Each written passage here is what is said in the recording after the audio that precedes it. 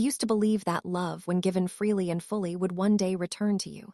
Not in equal measure, perhaps, but in recognition, in respect, in the quiet understanding that everything you gave meant something.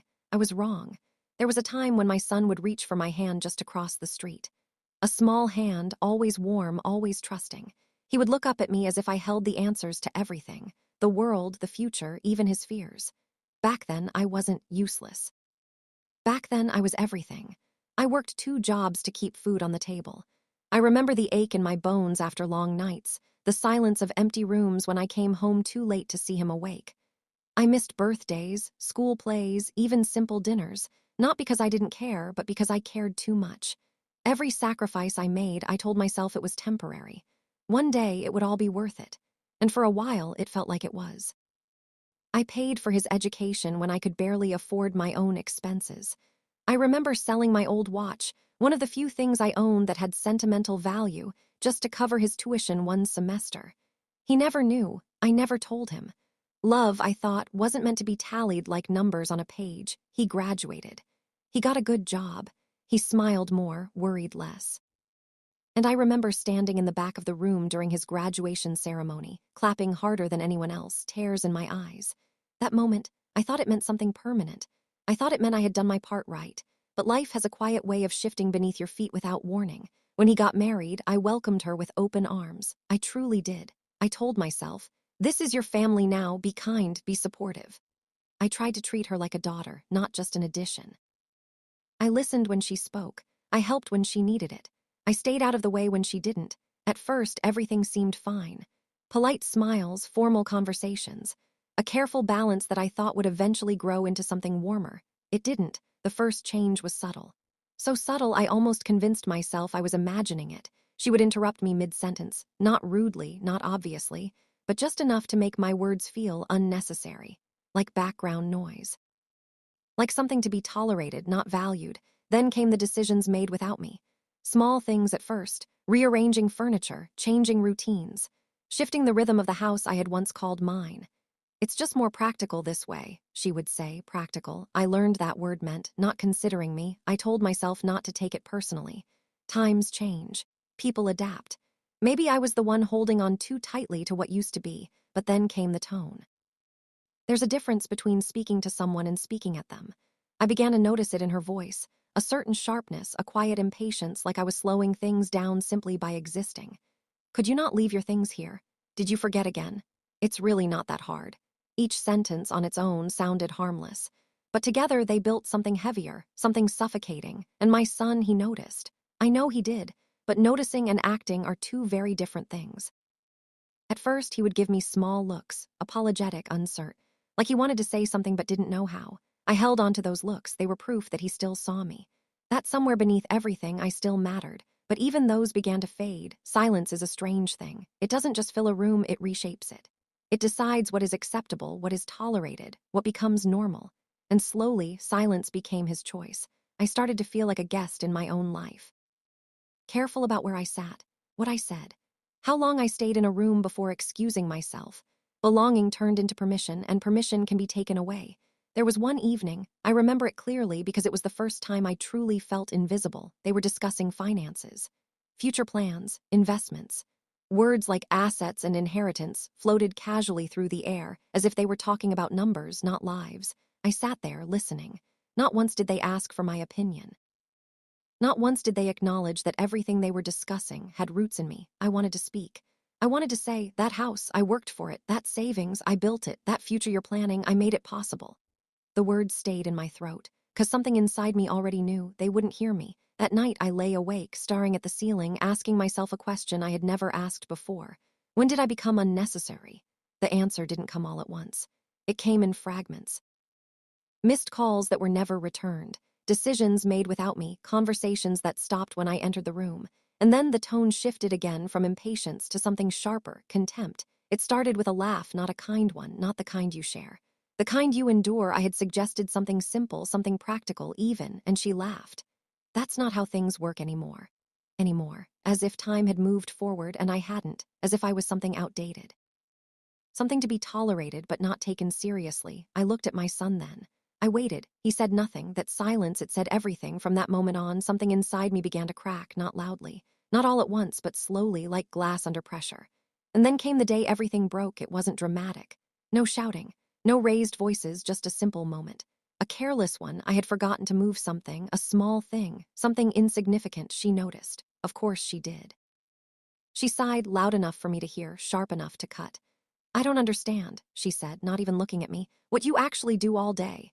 I froze. The room felt smaller. My son was there, sitting, watching, silent. She continued. "Honestly, it's like having someone here who contributes nothing." Still, I said nothing, because I was waiting for him, waiting for the boy who once held my hand, waiting for the man I raised to remember who I was. He didn't. And then she said it, clear, casual. Final, useless. The word didn't echo, it sank straight into me, not because it was loud, but because it was true to her, and because no one challenged it. I felt something shift inside my chest. Not pain, not anger, something quieter, something colder. I looked at my son. He looked away, and in that moment I understood something I had been refusing to see. This wasn't about one word. It was about what that word revealed. I wasn't respected. I wasn't valued. I wasn't even seen. I was tolerated. Until I wasn't, that night I didn't argue. I didn't defend myself. I didn't raise my voice. Because what was there to defend? You can't argue your way into respect. You can't beg someone to see your worth. You either have it in their eyes or you don't. And in theirs, I didn't. So I went to my room, closed the door. And for the first time in my life, I felt completely alone in a house I once built. I sat there for hours, replaying the moment, not just the word, but everything that led to it, the silence, the looks, the dismissal, and slowly, the truth began to settle. This wasn't new. This was who I had become to them. The word useless wasn't an insult. It was a conclusion. And that realization, it changed something. Because for the first time, I stopped asking, why are they treating me this? Started asking, why am I allowing it? The answer was simple. Because I believed love meant enduring. Because I believed silence meant dignity. Because I believed that if I just waited long enough, things would go back to how they were. But they wouldn't. Because the past doesn't return, it gets replaced. And I had been replaced, not physically, but emotionally, functionally, completely. I stood up slowly, walked to the small desk in the corner of my room, opened a drawer, and took out a folder. Inside it were documents. Important ones, the kind people don't think about until they have to, my will. I hadn't looked at it in years because I never thought I needed to, because I assumed things would take care of themselves. But now I understood something I hadn't fully realized before. I may have been useless in their eyes, but I still had something they valued, something they expected, something they were already planning around: my legacy, my assets, my final say. And suddenly, the balance shifted, not loudly, not visibly. But internally, I wasn't powerless. I had just been acting like I was. I sat there, holding those papers, feeling something I hadn't felt in a long time: control, not over them, but over myself, over what I would accept, over what I would leave behind. And in that quiet moment, a decision began to form, not out of anger, not out of revenge, but out of clarity, because respect is not something you demand. It's something you enforce through your choices. And for the first time in a long time, I was ready to choose. The house was silent, but for me, everything had changed. The next morning, I woke up before the sun, not because I had to, because I wanted to. There's a difference between being awake and being aware. For years, I had lived in a kind of quiet fog, moving through routines, accepting what came, avoiding what hurt. But that morning, everything felt sharp. Clear, cold, even. I sat on the edge of my bed for a long time, staring at the folder in my hands, my will. It felt heavier than paper should feel, not because of what it contained, but because of what it represented: power, not loud power. Not the kind that demands attention, the quiet kind, the kind that waits, the kind that decides. For years, I had treated it like a formality, something to take care of someday. Because I believed my life, my family, my intentions, they were already understood. But now I knew better. Nothing is understood unless it is written. Nothing is respected unless it is enforced. And for the first time in a long time, I was ready to enforce something. I got dressed slowly, deliberately, not rushed, not hesitant. Each movement felt like a decision. Each step felt like a line being drawn. When I stepped out into the hallway, the house was still quiet, their door closed, their world untouched. For a moment, I paused. A part of me, the old part, whispered, "Maybe you're overreacting. Maybe it was just one word." Another voice answered. It wasn't one word. It was the truth they've been living. For once, I listened to that voice. I left the house without saying anything, no explanation, no permission, just action. The lawyer's office wasn't far, but it felt like crossing into a different life. I hadn't been there in years. The receptionist looked up as I walked in, her expression polite but distant, the way people look at someone they don't quite recognize but feel like they should. "Can I help you?" "Yes," I said, my voice steady. "I'd like to review my will." Simple words, but they carried something final in them. I was shown into a small office. Quiet, clean, impersonal, the kind of place where decisions are made without emotion. Or at least where emotion is hidden. The lawyer, older now, like me, recognized my name before he recognized my face. "It's been a while," he said. "Yes," I replied. "It has." He opened the file, flipping through pages I hadn't seen in years. "Still the same?" he asked casually. For a moment, I looked at those pages, the life I had planned. The future I had assumed, everything going to my son, because that's what parents do. We build so they can inherit, we sacrifice so they can benefit, we believe they will appreciate it. But belief, I realized, is not the same as reality. I said quietly, "It's not the same." Paused, looked up, and for the first time really saw me. "What would you like to change?" That question, it wasn't just legal, it was personal. What would I like to change, not just on paper, in truth? I took a breath. And then I began. I didn't rush. I didn't hesitate, I spoke clearly. Specifically, I removed their names not out of anger, out of clarity. I redirected everything. Some to charities I had quietly supported for years.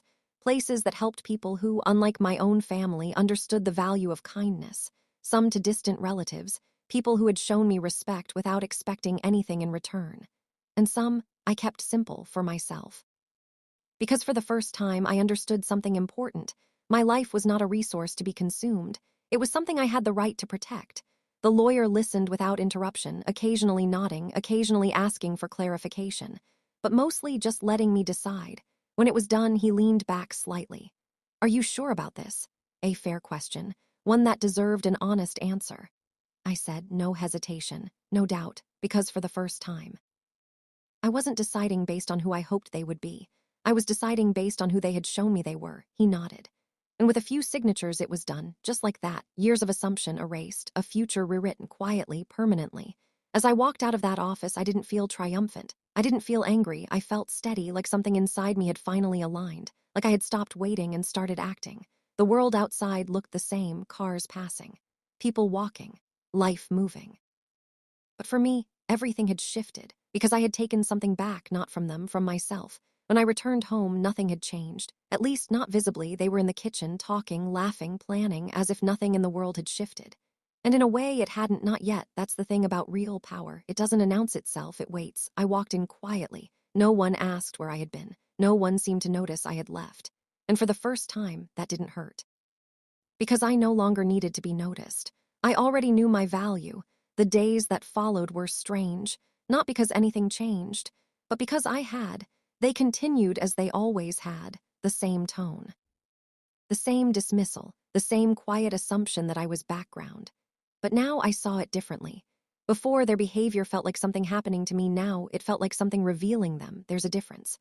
A powerful one. I stopped reacting, stopped internalizing, stopped questioning my worth based on their perception.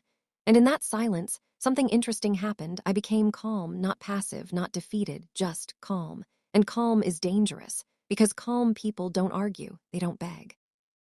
They don't explain, they simply act. The shift wasn't obvious, but it was there. In the way I spoke, in the way I moved, in the way I no longer rushed to please. I noticed it first, they noticed it later, but they didn't understand it, not yet. And then the moment came, the one that would reveal everything. We were sitting together, dinner, a rare thing these days. They were discussing the future again, money, plans, expectations. "I think we should renovate next year," she said casually. "It'll increase the value of the house." The house, not your house, not his house, just the house. As if ownership had already shifted, my son nodded. "Yeah, especially if we're planning long-term." Long-term, I listened, quiet, observing, then she said something that changed the air in the room. "Well, eventually everything here will be ours anyway, so it makes sense to start planning now." Eventually, the word hung there, confident, certain, entitled, and in that moment, I understood exactly how they saw me, not as a person. As a timeline, not as a parent, as a step, something to pass through, something to wait out, and suddenly the calm inside me became something else, not anger, clarity. I put down my fork gently, deliberately, and I spoke. "Actually," I said, my voice steady, "that won't be happening." They both looked at me, confused, unprepared. "What do you mean?" she asked. I met her eyes for the first time without hesitation. "I mean," I said, "that everything here will not be yours." Silence, thick, heavy. "What are you talking about?" my son asked. I held his gaze. I changed my will. The words landed harder than any argument because they weren't emotional, they were final. She said, her voice sharp now. What do you mean you changed your will? I mean exactly that. Shift was immediate. Confusion turned to disbelief. Disbelief turned to anger. You can't just do that, she said. I almost smiled, not out of humor, out of realization. I already did. Son leaned forward. When? He asked. Yesterday. The same day, the same moment, the same word. He knew it. I saw it in his face. This is because of what happened. He asked carefully. I didn't answer right away because this wasn't about one moment. This is because of everything, I said finally. She scoffed. Oh, so now you're punishing us. Punishing, interesting word. I said calmly. I'm correcting something. Expression hardened. This is ridiculous. It was to them, because they had never expected consequences, only continuation. Can't just cut us out, she said. We're your family. Family, another interesting word. I was your family yesterday, I replied. When I was useless. Silence, sharp this time, because truth has edges. My son looked down. She didn't. She held her ground, defensive, angry. You're overreacting. No, I said quietly. I'm responding. There's a difference. One is emotional. The other is intentional. The conversation escalated, voices raised, accusations thrown, excuses made, but I didn't match their energy. Because I didn't need to. I had already made my decision. And decisions don't argue, they stand. Eventually, the noise faded, not because they understood, but because they realized they couldn't change it. And that's when the real shift happened. The power changed hands, not loudly, but completely. They went from assuming to asking, from controlling to reacting, from certain to uncertain. And I simply remained where I was, calm, steady, certain. That night, I sat alone again, but it felt different, not empty. Not heavy, peaceful. Because for the first time in a long time, I wasn't waiting for respect. I had created it, not in their eyes, but in mine. And that was enough. In the days that followed, things changed, not magically, not perfectly, but noticeably. The tone softened, the assumptions disappeared. The entitlement cracked. But something else was gone too, the illusion, because once truth is revealed, it can't be undone. My relationship with my son, it changed, not broken, but exposed, stripped of illusion. Built now on something real, something honest, something that required effort from both sides. And as for her, she learned something, not about me, but about consequences, because respect is not inherited, it's earned. And so is trust. As for me, I learned the most important lesson of all. Legacy is not what you leave behind. It's what you stand for while you're still here. And I chose to stand for something simple, dignity, because in the end, family is not defined by blood.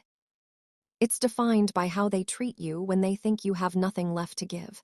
And I had finally shown them. I still had everything that mattered.